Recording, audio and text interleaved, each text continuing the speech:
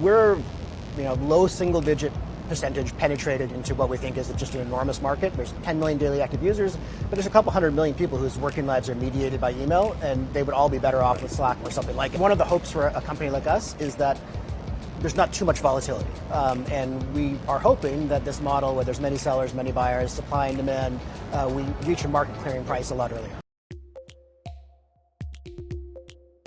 We see a big opportunity for messaging to turn viral in the enterprise sector, a bit as what we've seen in consumer, where everybody is using applications like WhatsApp.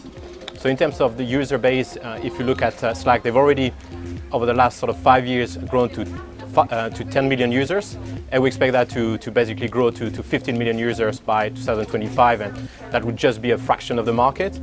We see also a big opportunity in terms of monetization. If you compare to other IPO like Uber, for instance, that have been burning a lot of cash.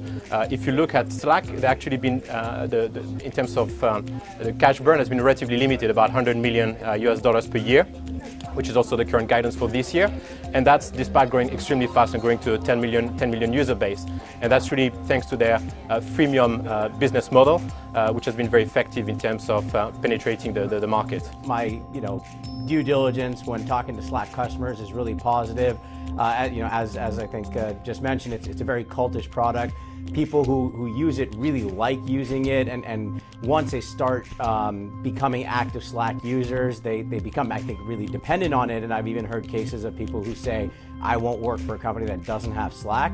But I look at the valuation right now that Slack's coming public at, and it's up there with probably the most expensive names in software, like an Okta or MongoDB.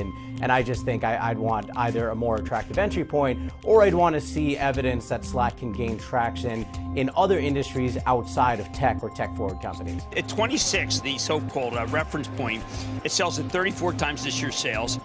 22 times next year's. The only one that's higher than that of the companies that come public lately is Okta, which is a cybersecurity company.